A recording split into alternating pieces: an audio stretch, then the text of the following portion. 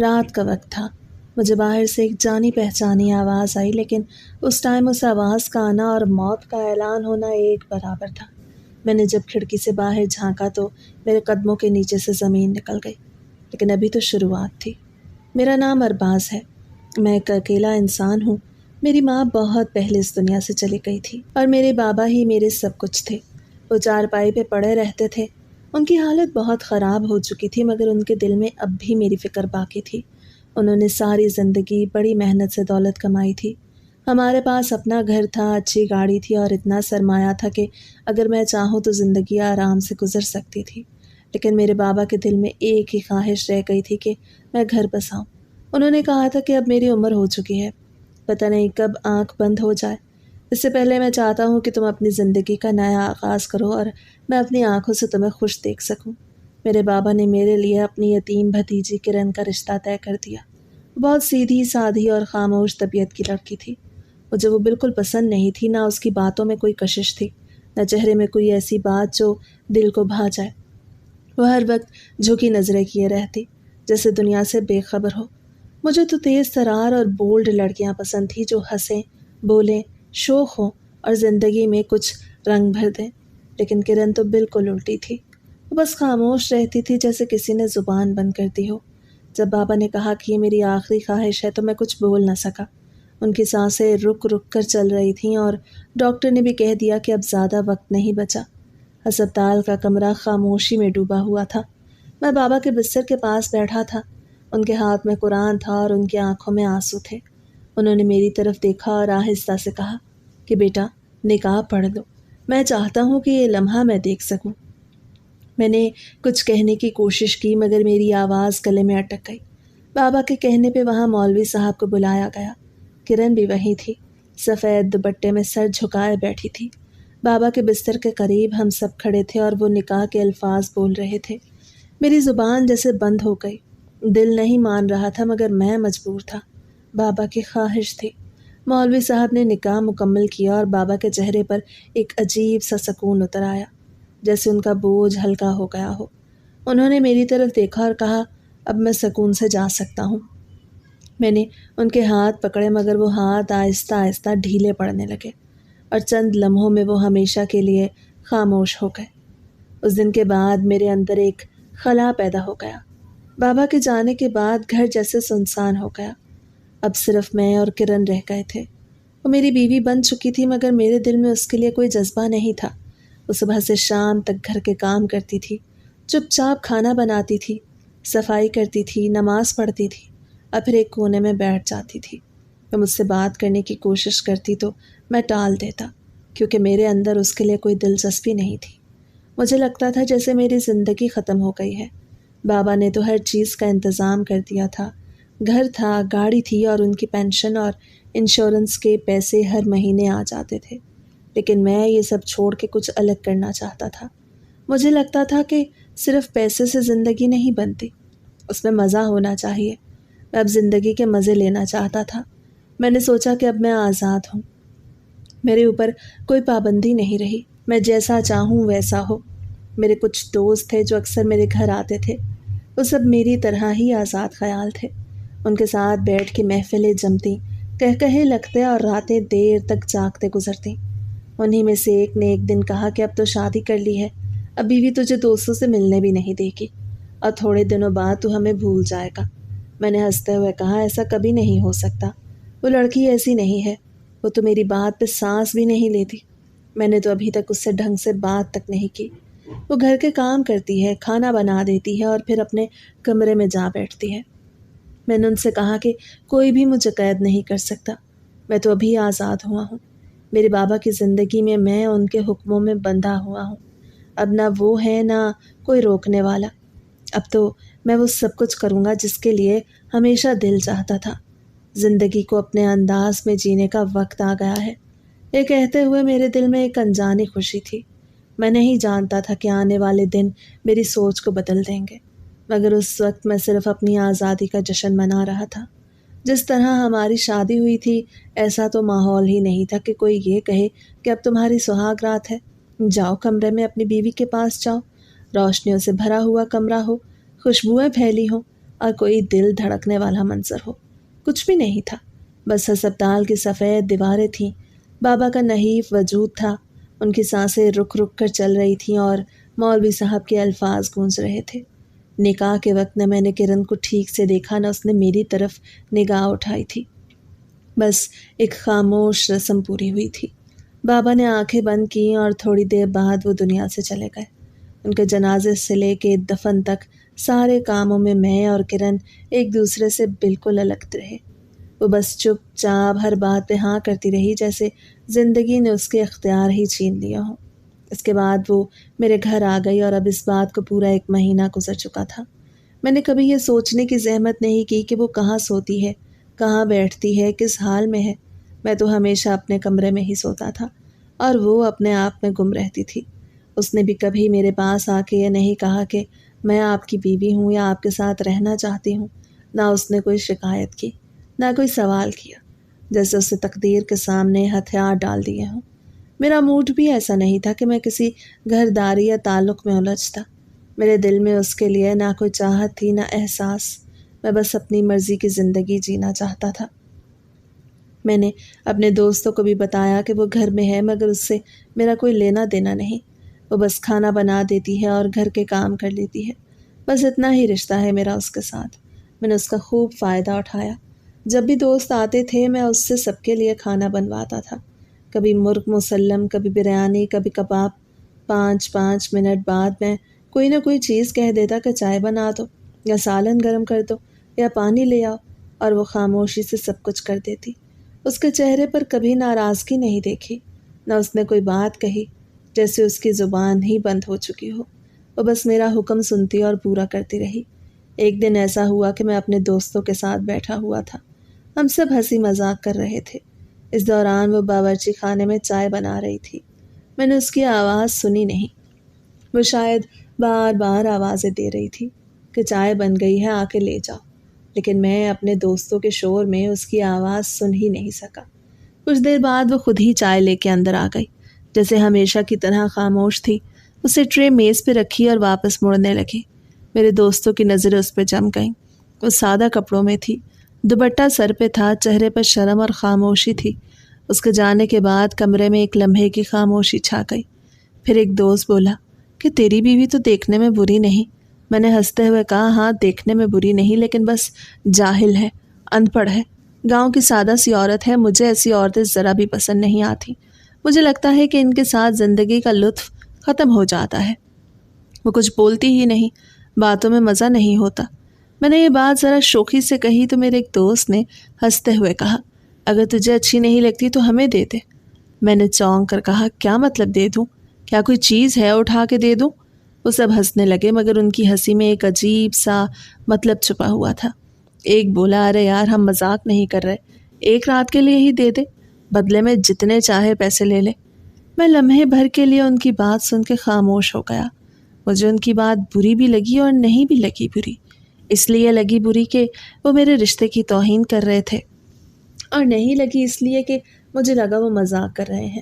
ان کے لہجے میں مذاق کا تاثر تھا، مگر پھر وہ بار بار یہی بات دہرانے لگے۔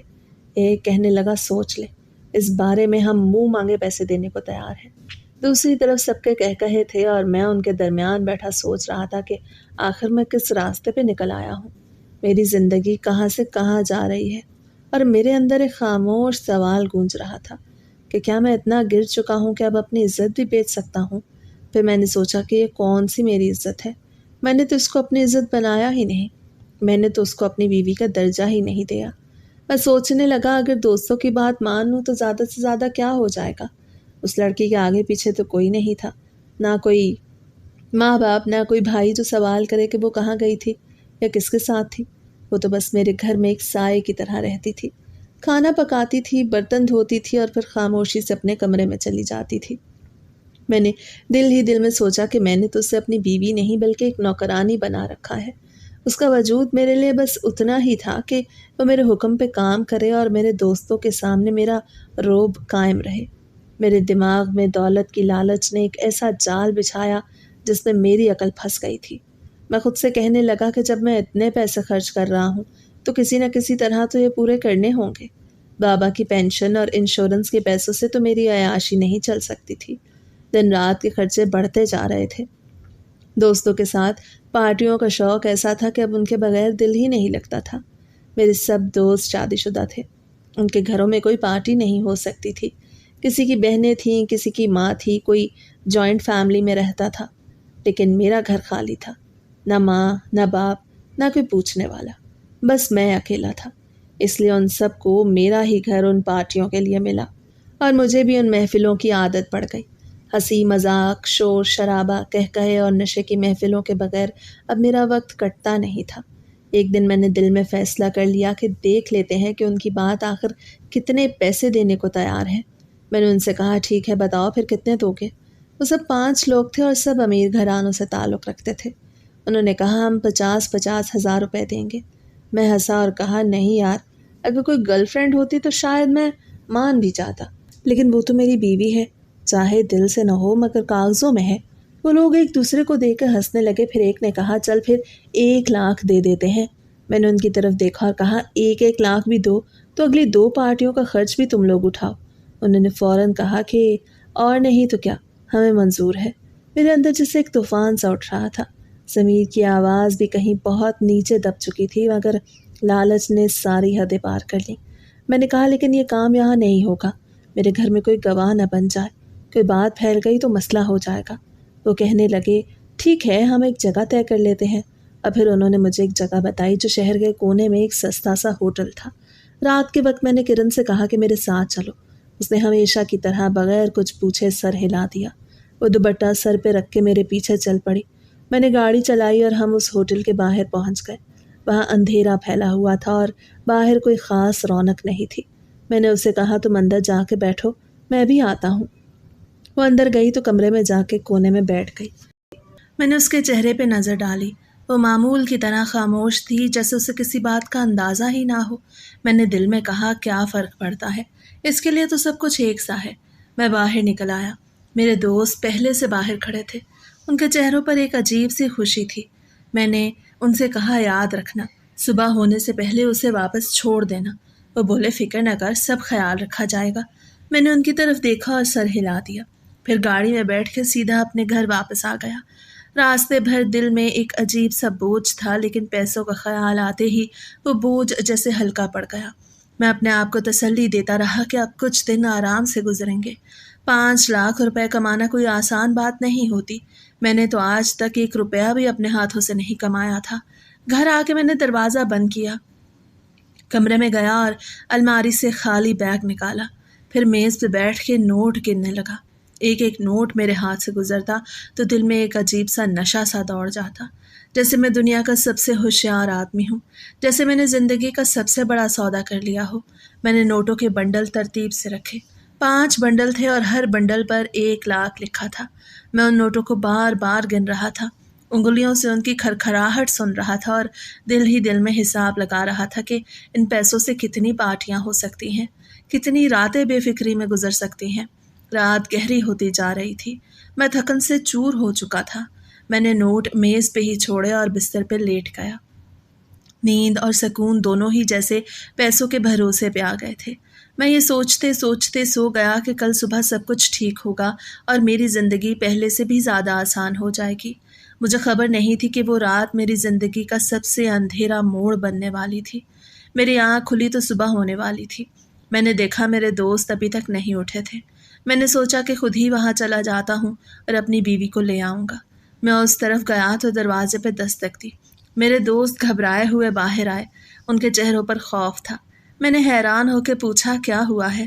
وہ کہنے لگے، یار بہت بڑا پنگا ہو گیا۔ میں نے کہا، کیا ہو گیا؟ شکر کرو وہ کسی کو کچھ نہیں بتائے گی، وہ تو بڑی ڈرپوک تھی، میرے ایک دوست نے کپکپاتی آواز میں کہا۔ نہیں، بات وہ نہیں ہے۔ میں نے پوچھا، پھر کیا ہوا؟ تو ان کے ایک اور دوست نے کہا کہ یار تیری بیوی مر گئی ہے۔ میں یہ سن کے ساکت رہ گیا، جیسے زمین میرے پاؤں کے نیچے سے نکل گئی ہو۔ میری زبان بند ہو گئی اور دل تیزی سے دھڑکنے لگا۔ میں نے بے یقینی سے ان کی طرف دیکھا اور کہا، تم نے کیا کہا؟ وہ اس دنیا سے چلی گئی ہے؟ وہ کہنے لگے، ہاں بس یار غلطی ہو گئی، پتہ نہیں کیا ہوا، بس وہ بے ہوش ہوئی اور دم توڑ گئی۔ میں نے غصے اور دکھ کے ملے جلے انداز میں کہا، میں نے تم لوگوں سے کہا بھی تھا جو کچھ کرنا ہو طریقے سے کرو، مگر تم لوگوں نے میری بات نہیں مانی۔ میرے دوستوں میں سے ایک نے کہا اب کچھ نہیں ہو سکتا، ہم سب بری طرح پھنس جائیں گے، جیل میں سڑنا پڑے گا۔ میں نے کہا اب تم لوگ کرنا کیا چاہتے ہو؟ انہوں نے جلدی جلدی مشورہ کیا اور کہا بس کسی سنسان جگہ پہ لے جا کے لاش کو ٹھکانے لگا دیتے ہیں تاکہ کسی کو شک نہ ہو۔ میں بے جان سے کھڑا رہ گیا، میرا دماغ کچھ نہیں سوچ پا رہا تھا۔ پھر وہ لوگ کمرے کے اندر گئے، انہوں نے کرن کی لاش کو کپڑے میں لپیٹا۔ جب میں نے آخری بار اسے دیکھا تو اس کے چہرے پر ایک عجیب سی سختی تھی، جیسے وہ کچھ کہنا چاہ رہی ہو مگر کہہ نہ سکی ہو۔ اس کا چہرہ دیکھ مجھے خوف آنے لگا۔ میں نے نظریں پھیر لی اور بس اتنا کہا جو کرنا ہے جلدی کرو۔ میرے دوستوں نے تیزی سے لاش کو گاڑی میں ڈالا اور اندھیری سڑکوں پہ نکل گئے۔ ہم ایک سنسان جگہ پہ پہنچے، وہاں زمین کھودی گئی تھی اور چند منٹوں میں سب کچھ ختم ہو گیا۔ پھر ہم لوگ گاڑی میں واپس بیٹھے اور میرے گھر آ گئے۔ وہاں آ کے میں نے سب پہ غصہ نکالا۔ میں نے کہا تم لوگوں نے یہ کیا کر دیا؟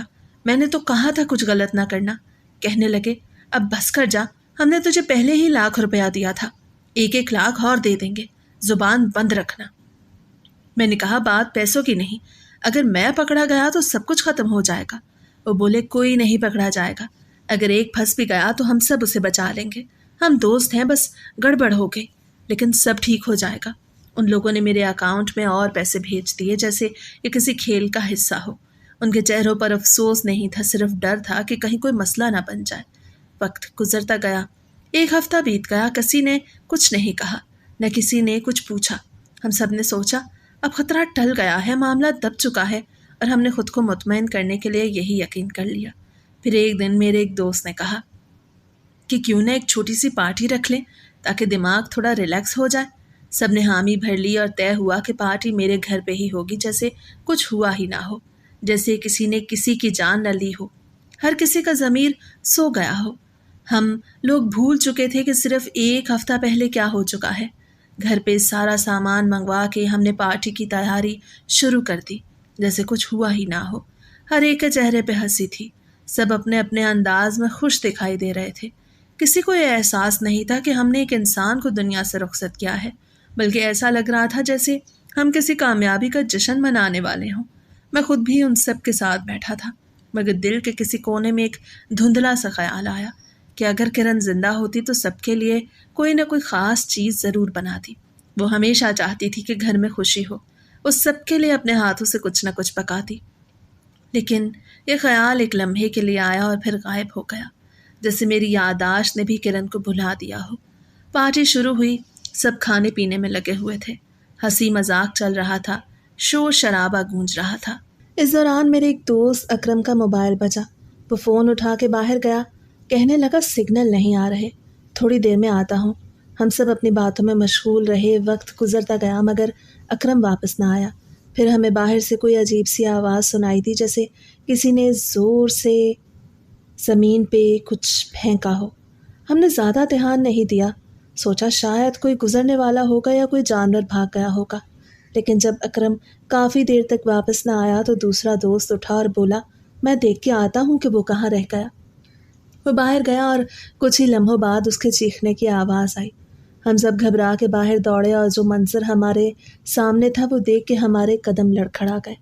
اکرم زمین پہ گرا تھا، اس کی آنکھیں کھلی تھیں، جسم اکڑا ہوا تھا، چہرے پہ خوف جم گیا، ایسا لگ رہا تھا جیسے اس نے اپنی موت کو سامنے سے دیکھا ہو۔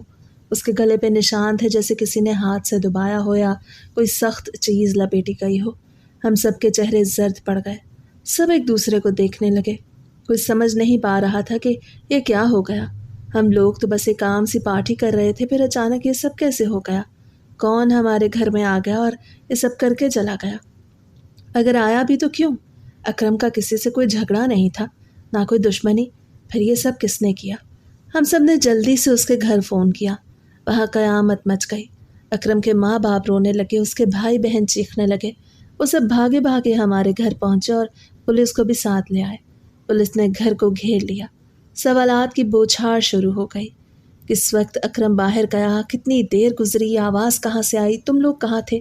سب کے بیان الگ الگ تھے اور پولیس والے شک کی نظروں سے ہمیں دیکھ رہے تھے۔ ہم نے سب کچھ صاف صاف بتا دیا کہ ہم بس پارٹی کر رہے تھے۔ اکرم فون اٹھا کے باہر گیا اور واپس نہیں آیا۔ پولیس والے بار بار پوچھتے کہ کہیں تم لوگوں میں کسی بات پہ جھگڑا تو نہیں ہوا۔ ہم نے انکار کیا مگر ان کے چہرے پر یقین نہیں تھا۔ اکرم کا باپ ہمیں دیکھ رہا تھا جیسے ہماری بات پہ یقین نہیں کر رہا تھا، جیسے اس کے دل میں بیٹھ چکا تھا کہ اس کی بیٹی کی موت کے ذمہ دار ہم ہیں۔ اکرم کے جانے کے بعد ہم سب کے اوپر ایک عجیب سا سایہ چھا گیا، مگر وقت گزرتا گیا۔ 2 ہفتے گزر گئے، پولیس کی تفتیش سست پڑ گئی اور ہم نے پھر خود کو یقین دلانا شروع کیا کہ شاید یہ سب اتفاق تھا، لیکن قسمت جیسے ہمارا پیچھا نہیں چھوڑ رہی تھی۔ 2 ہفتے بعد ایک دن وہی سب دوست پھر میرے گھر آئے۔ ہم سب خاموش بیٹھے تھے، کوئی زیادہ بات نہیں کر رہا تھا، بس کبھی کبھار کوئی ایک جملہ بول دیتا کہ یہ سب کیسے ہو گیا، جبکہ اکرم تو کبھی کسی سے لڑتا بھی نہیں تھا۔ اچانک ہمارے ایک دوست نے کہا کہ میں ذرا واش روم جا رہا ہوں۔ وہ اندر گیا اور کافی دیر تک واپس نہیں آیا۔ ہم نے آواز دی مگر کوئی جواب نہ ملا۔ پھر دروازہ کھٹکھٹایا، تب بھی کوئی جواب نہ آیا۔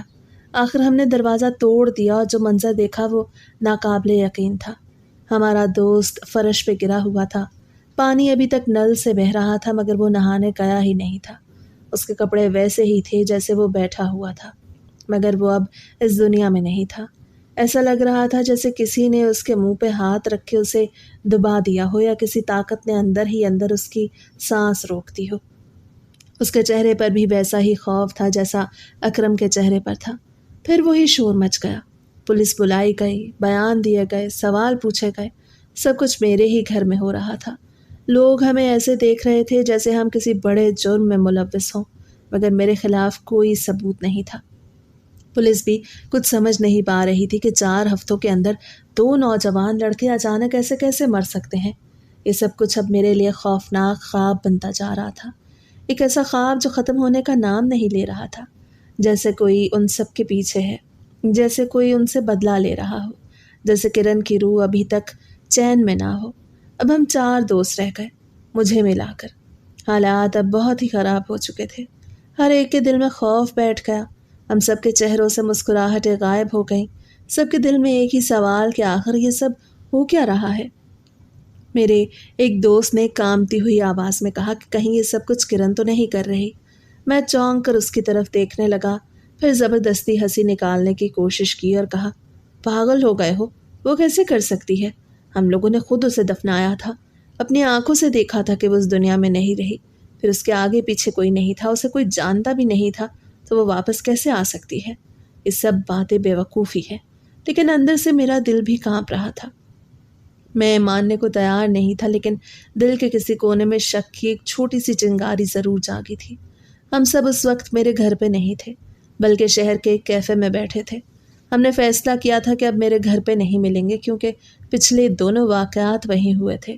ہم سب نے کافی منگوائی اور خاموشی سے بیٹھ گئے، کوئی زیادہ بات نہیں کر رہا تھا، جیسے ہر کوئی اپنی سوچوں میں گم ہو۔ میرا ایک دوست بولا، یار پولیس بار بار بیان لے رہی ہے، ہر روز کوئی نہ کوئی آفیسر آتا ہے، پوچھتا ہے اور نوٹس دیتا ہے، کہیں ایسا نہ ہو کہ منہ سے کوئی بات نکل جائے، کوئی حقیقت سامنے آ جائے۔ میں نے اس کی طرف دیکھا اور سخت لہجے میں کہا، اگر منہ سے کچھ نکلا تو تم سب کے لیے برا ہوگا، کیونکہ میں نہیں تھا وہاں پر، تم لوگ تھے، میں نے تو صرف چھوڑا تھا۔ وہ کہنے لگا، ٹھیک ہے، لیکن یہ مت بھول کہ دونوں دوستوں کے ساتھ جو کچھ ہوا وہ تیرے گھر پہ ہوا، اس کا مطلب ہے کہ کچھ نہ کچھ تیرے گھر سے جڑا ہے، کہیں تو ہی تو نہیں اپنی بیوی کا بدلہ لے رہا ہم سب سے۔ یہ سنتے ہی میرے اندر غصے کی لہر دوڑ گئی، میں نے میز پہ ہاتھ مارا اور کہا، کس کی بیوی کی بات کر رہے ہو؟ میں نے تجھے کبھی بیوی سمجھا ہی نہیں تھا، اس کے ساتھ میرا کوئی تعلق نہیں تھا، اور پھر میں نے خود اسے تم لوگوں کے حوالے کیا تھا، تم لوگوں نے جو کرنا تھا وہ کیا، تو پھر میں بدلہ کیوں لوں گا؟ تم لوگ لگتا ہے پاگل ہو گئے ہو یا زیادہ فلمیں دیکھ لی ہیں، ایسی کوئی بات نہیں۔ ایک اور دوست نے سنجیدگی سے کہا، بات سچ بھی ہو سکتی ہے، کیونکہ دونوں ہاتھ سے تیرے گھر پہ ہوئے ہیں، ہم سب کی زندگیوں میں تو کچھ نہیں بدلا، مگر تیرے گھر پہ ایک کے بعد ایک واقعہ ہو رہا ہے، ہو سکتا ہے کوئی جنون یا بدرو وہاں ہو جو ہم سب کے پیچھے ہے۔ میں نے کہا، چھوڑو یہ سب فضول باتیں، کرن مر چکی ہے، اس کی قبر خود میں نے دیکھی تھی، اب کچھ نہیں ہونے والا، یہ سب اتفاق ہے، ہم بس بدقسمت ہو گئے ہیں۔ اس دوران ویٹر نے آ کے ہمارے سامنے کافی کے کپ رکھے، ہم سب نے خاموشی سے کافی اٹھائی، مگر جیسے ہی पहला घूंट लिया, माहौल में अजीब सा सकूत छा गया। सब खामोश हो गए, बस हल्की सी आवाज़ आ रही थी, चम्मच प्याली से लग रही है। अचानक मेरे सामने बैठे एक दोस्त ने ज़ोर से अपना गला पकड़ लिया और खड़ा होने की कोशिश की, मगर लड़खड़ा गया। हम सब घबरा गए। मैंने कहा, क्या हुआ? वो सांस लेने की कोशिश कर रहा था। उसके होंठ नीले पड़ने लगे और उसके मुंह से झाग निकलने लगे। हम सब भाग के उसके पीछे पहुंचे और समझने की कोशिश की कि क्या हो रहा है। शुरू में हमें लगा कि शायद कॉफ़ी गलत नाली में चली गई होगी या उसे दम घुटने की तकलीफ़ हो गई होगी, लेकिन जब हमने उसकी हालत देखी तो समझ गए कि यह आम बात नहीं, किसी ने उसे जहर दे दिया था। सब कुछ इतनी जल्दी हो गया कि कोई कुछ समझ नहीं पाया। हमने शोर मचाया, लोगों को बुलाया, वेटर भाग के आया। हमने फ़ौरन टैक्सी मंगवाई और उसे अस्पताल ले जाने लगे। रास्ते में हर तरफ ट्रैफिक जाम था। हम चीख रहे थे कि रास्ता दो, मगर कोई नहीं सुन रहा था। मैंने अपने दोस्त का हाथ पकड़ा, मगर उसकी उंगलियां ढीली पड़ चुकी थीं। जब तक हम हॉस्पिटल पहुंचे वो दुनिया से जा चुका था। डॉक्टर ने कहा कि उसे किसी ताकतवर जहर से मारा गया है। मामला सीधा कत्ल का लगता है। पुलिस फिर बुलाई गई और हमसे लंबे लंबे सवालात किए गए। अब हम 3 रह गए और तीनों के चेहरे से जिंदगी गायब हो चुकी थी। हम सबको यकीन हो गया कि हमारे पीछे कोई है जो हमें एक एक करके ख़त्म कर रहा है। हम में से एक दोस्त फ़ौरन दूसरे शहर भाग गया। कहने लगा, मुझे अपनी जान अजीज़ है, मैं यहाँ नहीं रहूँगा। और जो दूसरा था उसने खुद को अपने घर में कैद कर लिया। उसे फ़ोन पे कहा, मैं बाहर नहीं निकलूँगा और ना ही किसी से मिलूँगा। मैंने कहा, मुझे भी लगता है हमें अलग अलग ही रहना चाहिए। मैं भी अपने घर में कैद हो गया। मुझे बहुत ज़्यादा खौफ महसूस हो रहा था। हर आवाज़ पे दिल धड़कने लगता था। रात का वक्त था जब अचानक मुझे अपने घर के लॉन से एक मानूस सी आवाज़ सुनाई दी। वो आवाज़ इतनी जानी पहचानी थी कि मेरे जिस्म की रगें सुन्न हो गईं। वो किरण की आवाज़ थी। वही लहजा, वही नरमी, मगर उस आवाज़ में अब सर्दी थी, जैसे कब्र की हवा उसमें घुल गई हो। मैंने दिल ही दिल में खुद को समझाने की कोशिश की कि यह वहम है, लेकिन जैसे ही वो आवाज़ दोबारा आई, मेरा दिल धड़कना बंद होने लगा। मैंने हिम्मत करके खिड़की से बाहर झांका। मेरे कदमों के नीचे से ज़मीन निकल गई। लॉन में वो खड़ी थी, बिल्कुल उसी लिबास में जिसमें मैंने उसे आखिरी बार देखा था। उसके चेहरे पर वही खाली तासुर था। आंखें खुली हुई थी जैसे वो जिंदा भी हो और मुर्दा भी। उसकी जिल्द सफ़ेद पड़ चुकी थी, जैसे मट्टी की परत चढ़ गई हो। वो धीरे धीरे मेरे घर की तरफ बढ़ने लगी। मैं समझ गया कि ये किरण की रूह है जो वापस आई है, और अब वो हम सब से बदला लेने आई है। तभी मेरा फ़ोन बजा। स्क्रीन पर मेरे उस दोस्त का नाम था जो दूसरे शहर भाग गया। फ़ोन उठाते ही वहाँ से किसी और की आवाज़ आई। पुलिस वाला था। कहने लगा, तुम्हारे दोस्त का एक हादसा हो गया है और वो मौके पे मर गया। मैंने फ़ोन बंद किया, मगर दिल में एक यकीन जाग उठा कि वो हादसा नहीं था, वो भी किरण के इंतकाम का शिकार हो गया। बाहर लॉन में वही किरण खड़ी थी और आहिस्ता आहिस्ता मुझे बुला रही थी। मैं इतना डर चुका था कि बोलने की हिम्मत नहीं थी। मेरी ज़ुबान जैसे पत्थर बन गई। मेरे जिस्म का एक एक अज़ू कांपने लगा। मैं सिर्फ एक बात सोच रहा था कि अब अगली बारी मेरी है। मैंने घर के सारे दरवाजे बंद कर दिए। मैं डर के मारे कुफल चेक कर रहा था कि कहीं कोई दरवाज़ा खुला न रह जाए। जब मैं पीछे हटा तो मेरी आंखें फटी की फटी रह गई। वो मेरे घर के अंदर खड़ी थी, बिल्कुल खामोश, मुझे घूर रही थी। मेरे हाथ कांपने लगे, दिल ज़ोर ज़ोर से धड़कने लगा और मैं वहीं बेहोश होकर गिर गया। जब आँख खुली तो मैंने खुद को ज़मीन पे पड़ा पाया। मेरे सर में ज़ोर का दर्द था। मैंने देखा कि किरण मेरे सामने बैठी है। उसके साथ एक लड़की और लड़का भी बैठे हैं जिन्हें मैं नहीं जानता। वो बिल्कुल नॉर्मल अंदाज में बैठी थी। उसके चेहरे पर जो डरावना मेकअप था वो खुद साफ कर रही थी। उसके चेहरे पर हल्की सी मुस्कुराहट थी, लेकिन आंखों में सख्ती थी। मैंने घबराई हुई आवाज़ में कहा, तुम जिंदा हो? उसने सुकून से जवाब दिया, हाँ मैं जिंदा हूँ। फिर उसने बताया, जिस रात तुम्हारे दोस्तों ने मुझे मिट्टी में दफनाया, उसके बाद एक आदमी आया जिसने मुझे कब्र से निकाला। क्योंकि मैं जिंदा थी, मेरी सांसें अभी बाकी थीं। उस आदमी ने मुझे अस्पताल पहुंचाया। डॉक्टर्स ने मेरा इलाज किया और मैं बच गई। जब मैं ठीक हुई तो मैंने किसी को कुछ नहीं बताया क्योंकि मुझे डर लगता था।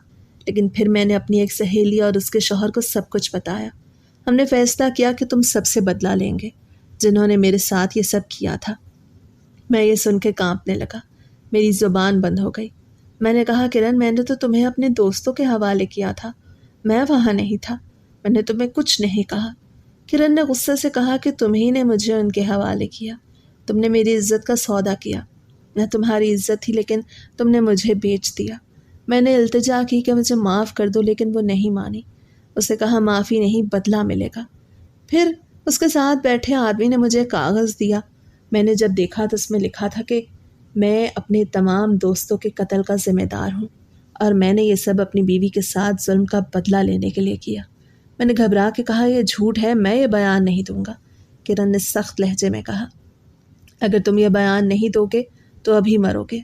اس کے ساتھ بیٹھا لڑکا میری طرف گھورنے لگا۔ میں نے ان کی آنکھوں میں دیکھا تو مجھے لگا کہ وہ سچ میں میری جان لے لیں گے۔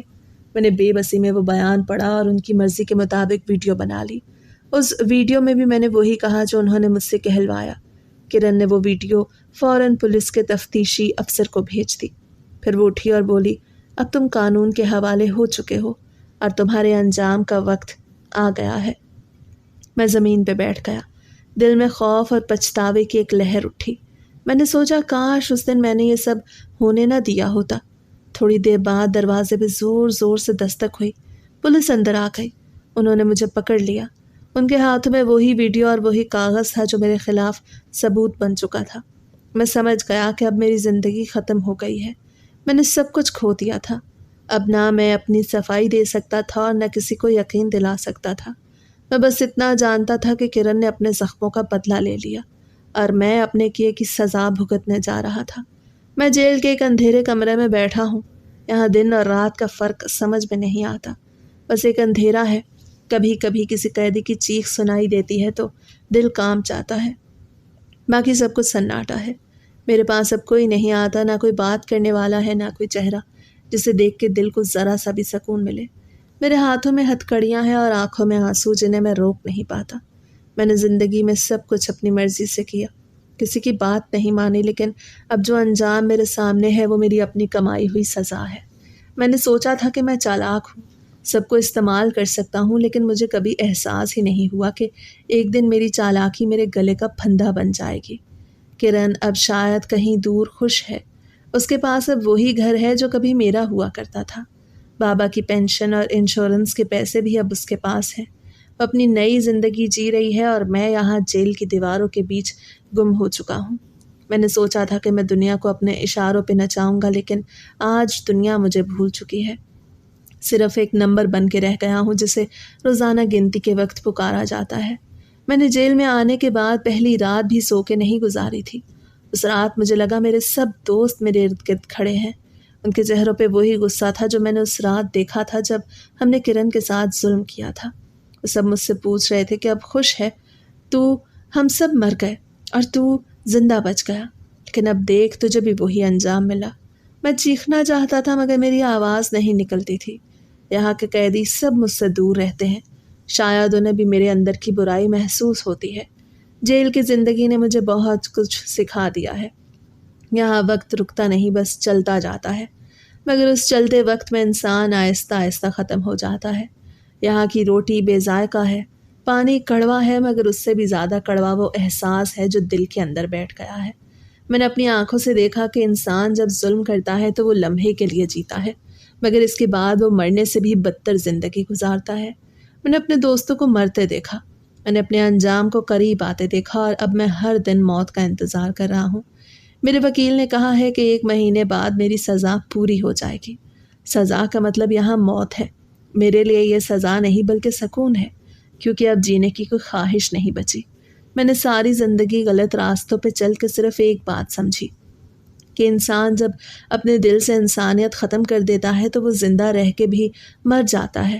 میں جیل میں قید ضرور ہوں، مگر باہر کی دنیا کے کتنے لوگ ہیں جو آزاد ہو کے بھی قید ہیں۔ وہ اپنی لالچ کے قیدی ہیں، اپنی خواہشوں کے غلام ہیں اور اپنی انا کی زنجیروں میں بندھے ہیں۔ میں بھی انہی میں سے ایک تھا۔ میں نے کرن کو ایک کھلونے کی طرح سمجھا اور اس کھلونے نے مجھے آج ایک تماشا بنا دیا۔ جب میں رات کو سونے کی کوشش کرتا ہوں تو جیل کی دیواروں پر کرن کی آواز گونجتی ہے۔ وہ کہتی ہے تم نے میرا جسم تو توڑ دیا، مگر میری روح نے تمہیں کبھی معاف نہیں کیا۔ میں آنکھیں بند کرتا ہوں تو وہ منظر سامنے آ جاتا ہے جب میں نے اپنے دوستوں کے ساتھ مل کے اسے بیچ دیا تھا۔ میں خود کو بار بار کہتا ہوں کہ کاش میں نے ایسا نہ کیا ہوتا۔ کاش میں نے اس دن ان کی بات نہ مانی ہوتی، مگر وقت کسی کا انتظار نہیں کرتا۔ جب غلطی ہو جائے تو پچھتاوا انسان کے ساتھ قبر تک جاتا ہے۔ یہ جیل میری سزا نہیں، یہ میری قبر ہے، بس مٹی ڈالنے کی دیر ہے۔ میں ہر دن اپنی موت کے قریب جا رہا ہوں۔ میرے ساتھ والے قیدی کبھی کبھار مجھ سے پوچھتے ہیں کہ تم نے کیا کیا؟ میں مسکرا کے کہتا ہوں کہ میں نے اپنے بھروسے کو قتل کیا، میں نے اپنی انسانیت کو دفن کیا، میں نے ایک عورت کی عزت کے ساتھ وہ کیا جو کسی جانور کے ساتھ بھی نہیں ہونا چاہیے۔ میں نے صرف اپنی عیاشی کے لیے اسے قربان کیا، اور آج میں خود قربان ہو رہا ہوں۔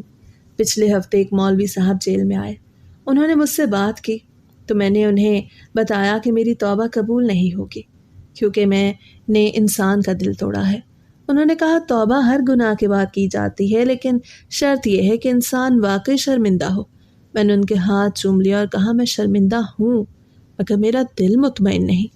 انہوں نے کہا جب تم موت کے وقت اللہ کو یاد کرو گے تو تمہاری روح کو سکون مل جائے گا۔ میں نے تب سے روز دعا مانگنا شروع کر دی کہ اللہ مجھے معاف کر دے۔ میں جانتا ہوں میں ظالم ہوں، گنہگار ہوں، لیکن اب تو ٹوٹ چکا ہوں۔ کرن کو شاید یہ بھی نہیں پتا کہ میں یہاں بیٹھ کے اس کے لیے دعا کرتا ہوں کہ وہ ہمیشہ خوش رہے۔ میں چاہتا ہوں کہ اس کی زندگی سکون میں گزرے، وہ کبھی میری طرح پچھتاوے میں نہ جیے۔ میں نے اپنے حصے کی آگ خود بھگت لی، اب کسی اور کو اس آگ میں جلنے کی ضرورت نہیں۔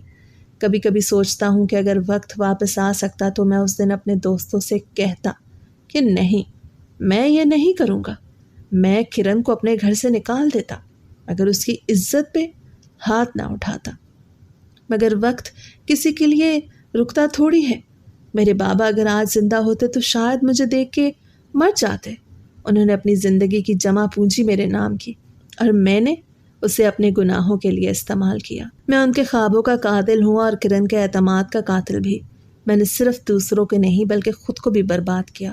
میں نے اپنی جوانی عیش میں ضائع کی اور اب بڑھاپا جیل کی دیواروں میں گزر رہا ہے۔ میں جب کبھی آئینے میں خود کو دیکھتا ہوں تو پہچان نہیں پاتا۔ میرا چہرہ بوڑھا ہو گیا ہے، آنکھوں میں روشنی نہیں رہی، جسم کمزور ہو چکا، لیکن دل میں جو بوجھ ہے وہ ہر دن بڑھتا جا رہا ہے۔ اب میں اکثر سوچتا ہوں کہ اگر میری کہانی کوئی سن لے تو شاید وہ اپنی زندگی بدل لے۔ میں یہ کہانی اس لیے لکھ رہا ہوں کہ کوئی میرے جیسے انجام تک نہ پہنچے۔ دنیا میں عزت سب سے قیمتی چیز ہے۔ ایک لمحے کی غلطی پوری زندگی کو برباد کر دیتی ہے۔